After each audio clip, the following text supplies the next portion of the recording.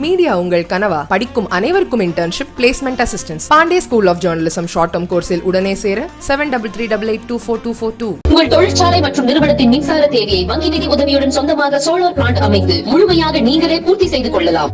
Velan infra project private limited, Chennai. 9842252166.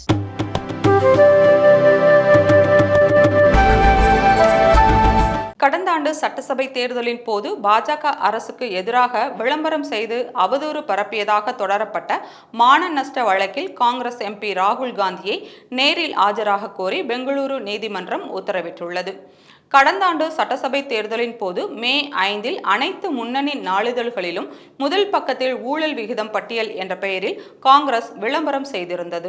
அந்த விளம்பரத்தில் பாஜக தலைமையிலான மாநில அரசு பல்வேறு அரசு பதவிகளுக்கு கட்டணம் நிர்ணயம் செய்வதாகவும், கொரோனா பொருட்கள் வழங்கல், பொது பயன்பாட்டு ஒப்பந்தம், மடங்களுக்கு மானியம், பள்ளிகளுக்கு முட்டை வழங்கல், சாலை பணிகளில் கமிஷன் எடுக்கப்பட்டதாகவும் குறிப்பிட்டு பாஜக அரசு 40% கமிஷன் அரசு என்று குறிப்பிட்டிருந்தது.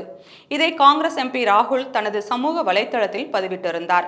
இதை கண்டித்து பாஜக மாநில பொதுச் செயலாளர் கேசவ் பிரசாத், வழக்கறிஞர் வினோத்குமார் ஆகியோர் ராகுல், சித்தராமையா, சிவக்குமார் மீது பெங்களூரு சிட்டி சிவில் நீதிமன்றத்தில் மான நஷ்ட வழக்கு தொடர்ந்திருந்தனர். இவ்வழக்கில் தங்களுக்கு ஜாமீன் வழங்க கோரி முதல்வர் சித்தராமையா, துணை முதல்வர் சிவக்குமார் மனு தாக்கல் செய்திருந்தனர்.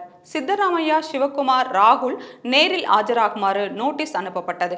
இதையடுத்து சித்தராமையா, சிவக்குமார் ஆகியோர் நேற்று விசாரணைக்கு நீதிமன்றத்திற்கு வந்தனர்.